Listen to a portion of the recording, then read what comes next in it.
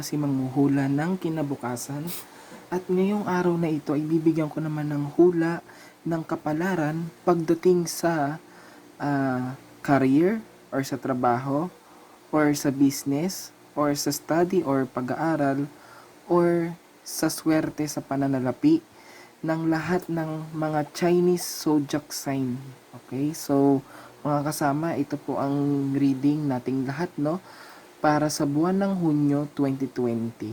So, ang tanong diyan, una, tungkol saan or saan aspekto ng inyong buhay sa career, sa study, sa business, or sa swerte sa pera nakapaloob ang inyong reading para sa buwan ng Hunyo.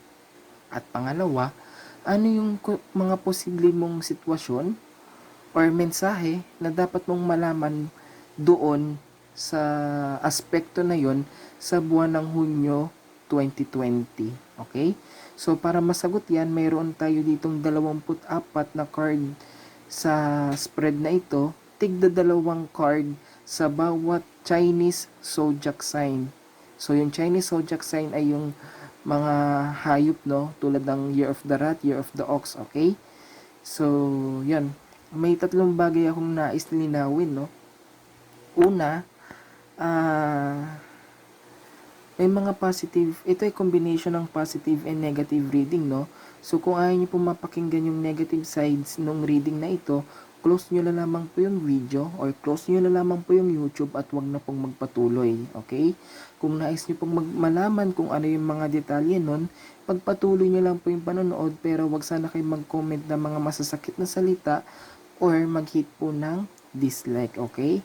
Pangalawang bagay, ay posible naman itong mangyari at posible din namang hindi mangyari yung reading na ito. Kaya kunin nyo lamang ito bilang gabay, bilang mensahe, or bilang babala. Okay? And pangatlo, maglalagay ako sa description box later, no, after kung may upload itong video na ito, maglalagay ako sa description box ng mga timestamp na kung saan para sa convenience nating lahat, no, kung gusto niyo po na mapanood yung antimano, yung Chinese zodiac sign ninyo, click nyo lamang po yung oras na nandoon, tapos direkto na po kayo dun sa zodiac sign na yun or Chinese zodiac sign na yun, okay? Yun, so magsimula na tayo. Para sa mga taong ipinanganak sa Year of the Rat, we have here the Lover's card and the Hermit card. So, sinasabi dito na ito ay tungkol sa trabaho, no? Year of the Rat. At medyo negative ang dating nito sa akin dahil sinasabi dito na ikaw ay feeling alone ka sa trabaho. Okay? So, may 2 posibilidad kung bakit ka feeling alone, no? Una, dahil hindi maganda yung pakikisama mo sa mga co-workers mo, okay? Or sa mga katrabaho mo. Hindi maganda yung pakikisama mo sa kanila. Parang hindi mo sila gusto. Parang ikaw mismo sa sarili mo na nagsasabi na ayaw mo sa kanila. Okay? So, yan. Tapos, lagi ka bang bully sa kanila? Okay? Lagi ka bang bossy mode? Parang may ugali ka ditong bossy kasi eh. Kaya ang pangit ang tingin sa'yo ng mga coworkers mo. Kaya iyan ang nangyayari sa'yo. Nag-iisa ka. Okay? Pangalawa, pwedeng ikaw ang biktima dito, no? Ng pagiging nag-iisa ka sa work. Siguro iniiwasan ka ng mga coworkers mo dahil ikaw rin yung nagiging laman din ng mga chismisan nila, maybe kaya mas lalo ka pang iniiwasan, okay? So, yan yung nakikita ko para sa inyo ngayong June 2020. So, makakaramdam ka dito ng panlalamig sa trabaho. Next, para sa Year of the Ox, we have here the Father of Cups and the Father of Stones. Ito ay tungkol sa inyong pag-aaral, no? May course kang pinagpipilian sa buhay, 2 matimbang course, okay? Ngayon, yung suggestion ng tatay mo, yun ang masusunod, okay? Or kung hindi man tatay, yung guardian mo. Okay? So, yan yung nakikita ko para sa inyo, no? Ngayong June. So, kung magpaplano ka ng course sa college, siguro kausapin mo rin yung mga parents mo para sa kung ano ba yung nababagay para sa iyo. Okay? So, yan. Kailangan mo ng gabay para sa kanila, Year of the Ox. Next, para sa Year of the Tiger, we have here the Emperor card and the Ten of Wands. Sinasabi dito na hindi mo na masikmura yung ito ay tungkol pa rin sa trabaho, no? Trabaho, study, tapos trabaho, okay? Ito naman yung tungkol sa trabaho, Year of the Tiger. Sinasabi dito na hindi mo na daw masikmura yung pamamalakad ng administrasyon sa boss sa kumpanya niyo, no? Kaya parang magre-rebelde ka dito, okay? Gagawa ka ng mga hakbang, okay? Para malabanan mo yung style ng pamamalakad ng boss mo, okay? So, may mga pamboboykot na magaganap dito, okay? May boycott na magaganap, may parang protest na magaganap ngayong buwang ito ng Hunyo sa inyong workplace, no? So, posibleng ikaw ang isa sa mga pasimuno ng mga ano na to, no? Move na ito, okay? Dahil ikaw isa din sa mga sobrang naapektuhan ng napakasamang pamamalakad sa inyo dun sa kumpanya mo. Okay? So, yan. Para sa inyo, Year of the Tiger. Next, para sa Year of the Rabbit, we have here the Eight of Wands and the Father of Wands. Sinasabi dito na kailangan mo ng mabilisang pagdidesisyon at pag-iisip sa buhay dahil maraming nang tambak ka na ng trabaho, okay?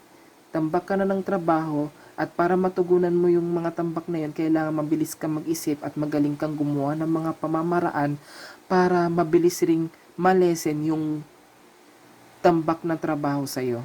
Okay? So, yan. Matatambakan ka ng trabaho ngayong buwang ito ng Hunyo para sa Year of the Rabbit. Kailangan mo siyang gawa ng paraan.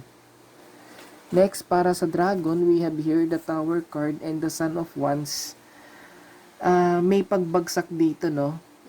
Pwedeng demote, posible na ma-demote ka sa trabaho. Pag sinabi mong demote, bumaba yung ranggo sa trabaho mo, no? Pwede rin yung wag naman sana, worst case, worst, yung masibak ka sa trabaho, no?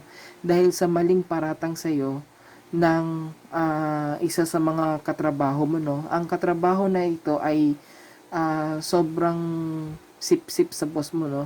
Sobrang ano to, medyo sneaky, medyo magaslaw siyang kumilos, no? Yun.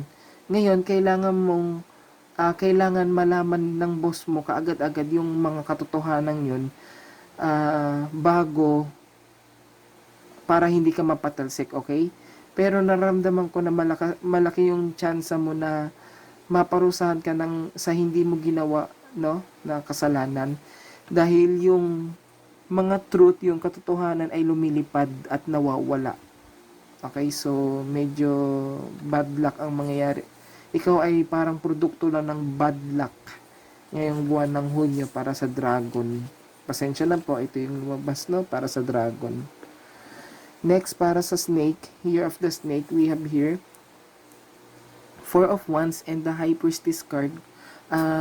Ito ay tungkol sa swerte sa pananalapi, no? Ngayon pa lang ay kinocongratulate ko na kayo sapagkat sabi daw ay posible kang manalo sa raffle, kung hindi sa raffle ay sa loto, no?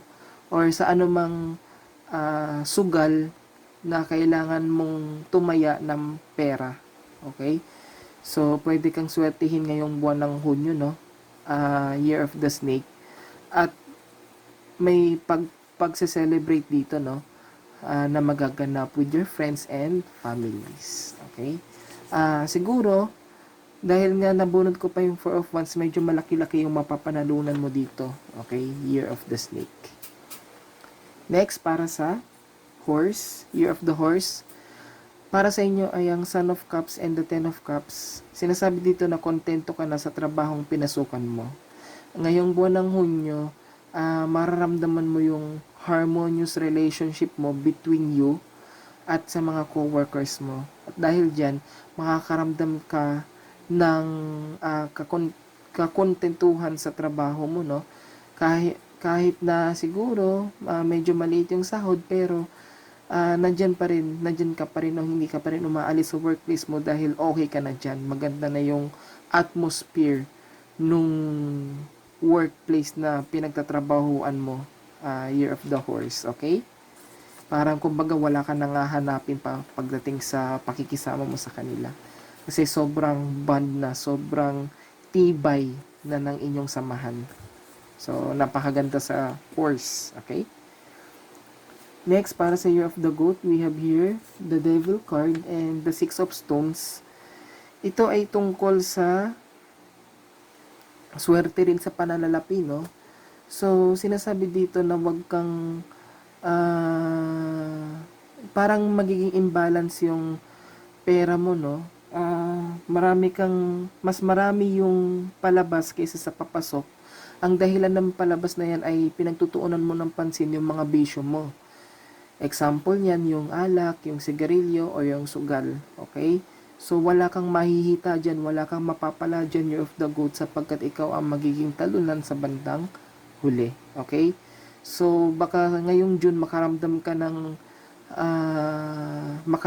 na gusto mo ng alak, gusto mo ng sigarilyo, gusto mo ng pagsusugal. Pinapayuhan kita na wag mong gawin yan sapagkat matatalo ka. Kung hindi mo maramdaman ngayon, June, yung sinasabi kong pagkatalo, sa ibang panahon mo yun maramdaman. Okay? Next, para sa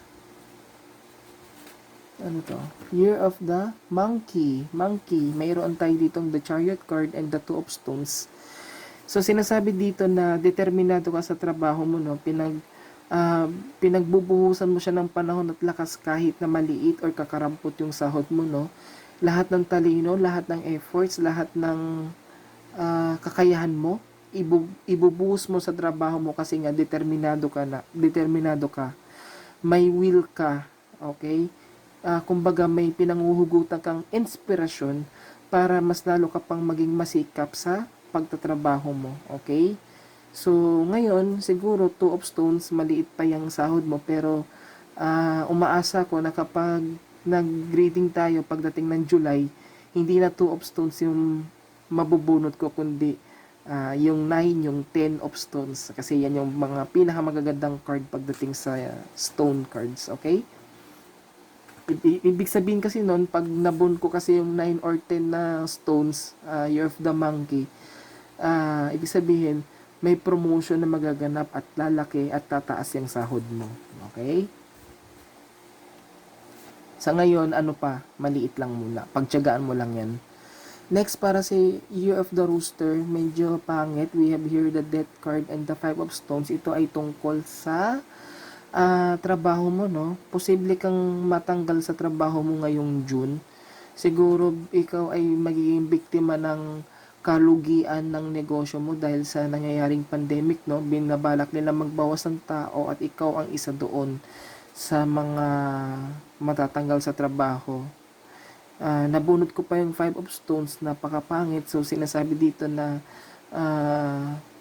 mauubusan ka ng resources, no? Or kung meron ka mang resources, kukunti na lang yung resources na taglay mo. Okay? Coincidence rin, rooster, no? Sa rooster pa ito natapat. So, alam mo naman yung rooster, no? May kasabihan tayo, isang kahig, isang tuka. So, talagang rooster ay pasensya na rooster at ito ang nabunot ko. Okay? Para sa inyo. Next, para sa dog, Year of the Dog, we have here the Two of Swords and the Mother of Cups. magkakaroon ng reconciliation or pagkakapatawaran sa pagitan mo at ng nakaalitan mo sa trabaho siguro noong past months. Okay, magkakasundo at muling manunumbalik yung pag-uusap nyo sa isa't isa. Okay? So, yan yung mensahe sa iyo para sa Year of the Dog. Okay? It's about time siguro, Year of the Dog din, na kausapin mo na yung nakaalitan mo at makipagkasundo ka na sa kanya. Okay? May garantiya naman, since nabunot ko ang Two of Swords, magkakaroon kayo dito ng kapayapaan sa isa't isa at panunumbalikin nyo yung nasira ninyong relasyon or relasyon sa trabaho sa isa't isa. Okay? So, ito ay tungkol sa trabaho, Year of the Dog. Last but not the least, para sa Year of the Pig. Year of the Pig, we have here the Four of Stones and the Five of Cups. Ito ay tungkol sa swerte sa pananalapi at ito ay hindi maganda, no? Sapagkat ikaw ay posible kang mabiktima ng scam. Okay? Dalawa ang scam na posibleng dumating sa iyo, no? Una, alam naman natin yung mga investment scam, no? Na sinasabi na pag nag-invest ka at papangakuan ka na lalago ka agad-agad yung pera mo or lalago ng napakataas yung pera mo, pero hindi naman pala totoo. In the end, ikaw ang matatalo kasi nawala na yung pera mo at napunta na sa kanila. Yan ang isa. Pangalawa, kung ikaw ay makakaisip na magsugal ngayong buwan ng Hunyo, malamang sa malamang matatalo ka. Okay? Kasi, iniisip mo kasi na malakas yung chance mo na manalo. Okay? Pero, bandang huli, madidismaya ka dahil yung pala, yung realidad ay tatama sa iyo, no? Na matatalo ka. Okay? Doon sa sugal na yon. Okay? So, yan ang para sa Year of the Pig. Okay, yan na po ang kabuuan ng ating reading para sa trabaho, pag-aaral, swerte sa pananalapi or sa negosyo. Sana po ay inyo po itong nagustuhan. Kung inyo pong nagustuhan ay click nyo po yung like, share, and subscribe sa aking channel. At kung kayo po ay magpapa-free tarot reading ay pwede naman. Click nyo po yung link sa ating description box at sagutin nyo po yung inihanda kong online form roon. At kung kayo naman po ay magpapabate, ilagay nyo po yung name ng babatiin ko, yung location niya, kung ano po yung ipapabati ko sa kanya. Okay, mga kasama, maraming salamat. Ingat po kayo riyan at magandang buhay sa inyong lahat.